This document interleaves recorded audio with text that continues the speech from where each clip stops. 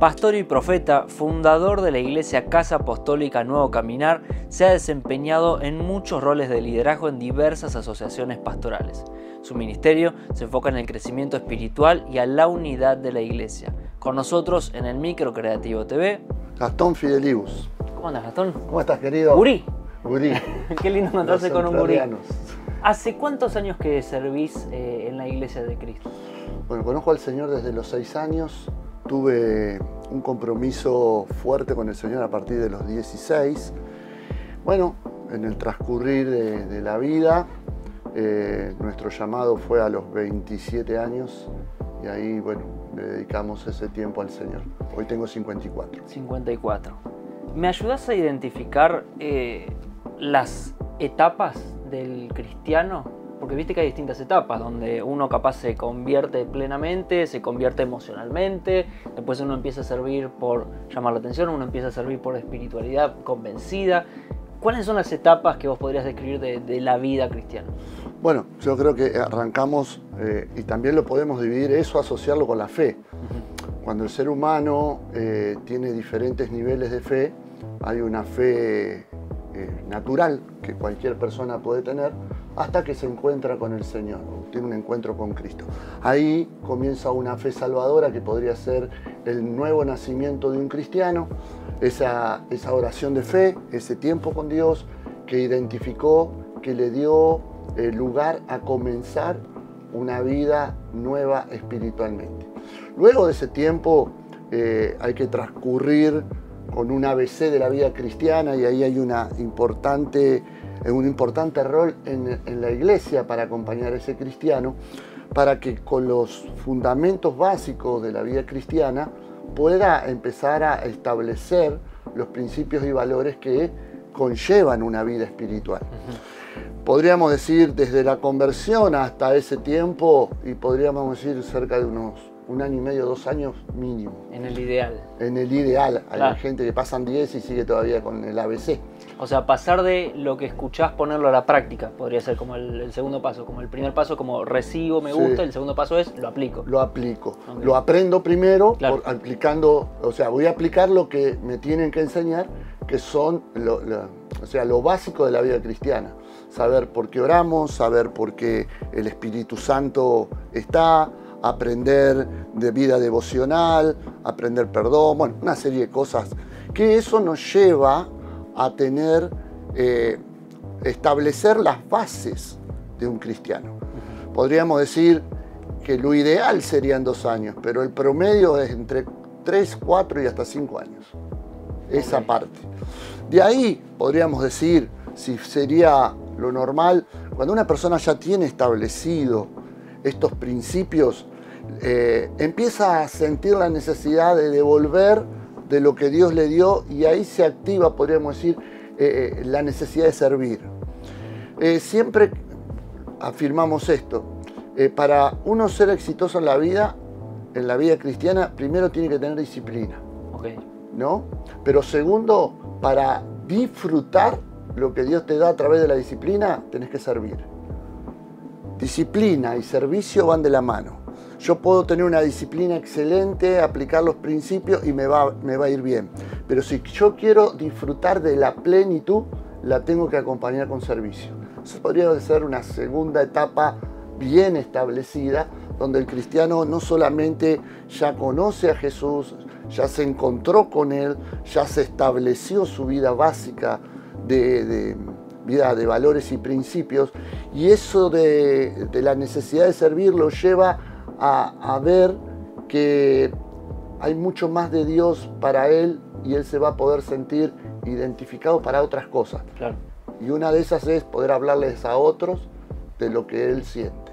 ¿Se puede ser cristiano y no disfrutar? Hay muchísimos. Camino por todo el país, camino afuera del país, y hemos tenido que admitir a muchas personas en esa situación. Muchos cristianos que se acostumbraron a una religión, a una cultura, a una tradición familiar. La abuela iba a la iglesia y bueno, papá me llevó a la iglesia y por no fallarle ni a la abuela ni a papá, estamos en el mismo lugar pero ni sabemos para qué estamos. Y hay muchos cristianos perdidos dentro del mismo redil. y es muy doloroso, porque nos damos cuenta que el tiempo corre, el tiempo no se recupera. Y cuando no recuperas el tiempo, se queman etapas. Y esas etapas muchas veces no se pueden volver a recuperar. Ok. Volviendo a la etapa cuando el cristiano decide empezar a servir, al principio quizás es una motivación de amor por el servicio y demás, pero a veces puede entrar uno en la rutina. Empieza a hacerlo rutinariamente y de golpe aparece alguien que lo hace igual que yo o mejor que yo y en menos tiempo. Empiezan los recelos, empiezan a conjugar un par de cosas. ¿Cómo me doy cuenta, como servidor, si sigo haciéndolo por el amor inicial o por una cuestión ya de costumbre o incluso hasta de ego personal? Es muy claro. Cuando vos perdés la intimidad con Dios, todo lo que haces lo haces por rutina. Para mí es fundamental. Es tan claro porque la relación y la intimidad con Dios es la que te lleva a disfrutar y a querer no competir, por el contrario, querer agradar cada vez más y superarme en lo que quiero hacer. Y ahí no me estoy refiriendo a una inteligencia natural, me estoy refiriendo a una revelación de Dios. Por el amor de Dios en mi vida, yo trabajo, me esfuerzo, me supero para poder no solamente agradar a Dios, sino yo sentirme que lo que estoy haciendo vale la pena. Bien. Hablemos un poquito del Sin Límites. ¿Cuál fue la primera edición a la que viniste? La primera, 2013. ¿La primera? Estoy todos los Sin Límites. ¿Tu relación con Carlos Esther en ese momento cómo era? No, todavía estábamos en la misma red, o sea, nosotros todavía recién estaba, o sea, yo en Veraca estoy desde el 2011 incorporado, pero hay una transición desde que comenzás hasta que te estableces en el grupo. Y a Carlos lo conocí un poco más ahí, justo lo hablábamos ayer, que nos conocimos ahí en ese primer Sin Límite, que para mí fue todo nuevo, que te inviten a almorzar o a cenar y estar con los ministros. O sea, claro, para mí fue una experiencia muy fuerte. Y participé de 2, no falté a ninguno, 10. 10, excelencia en la presencia. ¿Y el Sin Límites te ha marcado en algo particular que vos puedas decir, a diferencia de tantos congresos, de tantas experiencias, sí, hubo Sin Límites que me marcaron en algo puntual? Yo creo que todos los Sin Límites han marcado mi vida de diferentes maneras. El primer Sin Límites recuerdo que tuve la experiencia, yo recién comenzaba en el ámbito profético y me subieron a la plataforma con todos los ministros. Y me recuerdo que la profeta me dijo, vos tenés una palabra, así que soltá una palabra. Ahí delante de todo era mi primera incursión masiva. Y recuerdo que suelto la palabra y tenían que pasar unas 3, 4 personas. Las personas nos pasaron, me sentí como frustrado.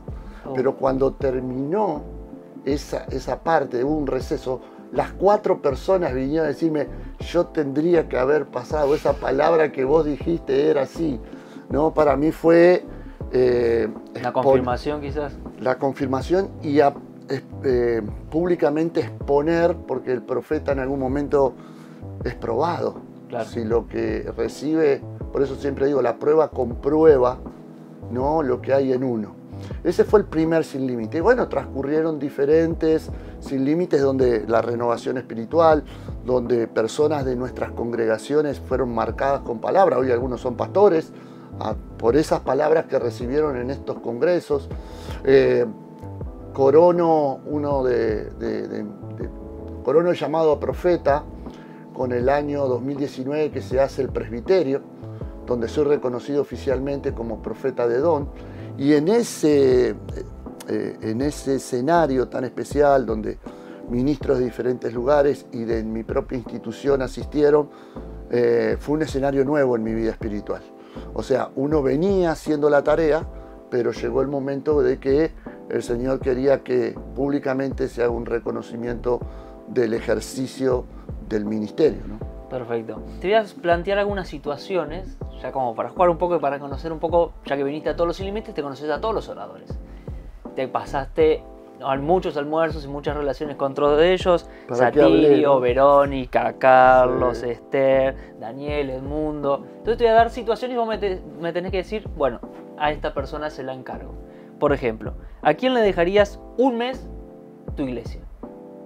A Carlos. A Carlos. ¿A quién no dejarías a cargo de un asado? Ay.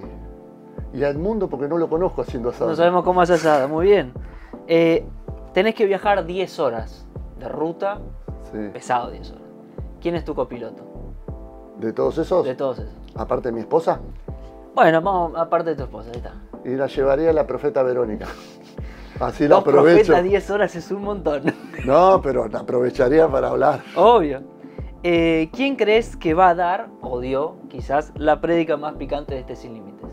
¿De este? Sí, Y hasta ahora, Esther. bien.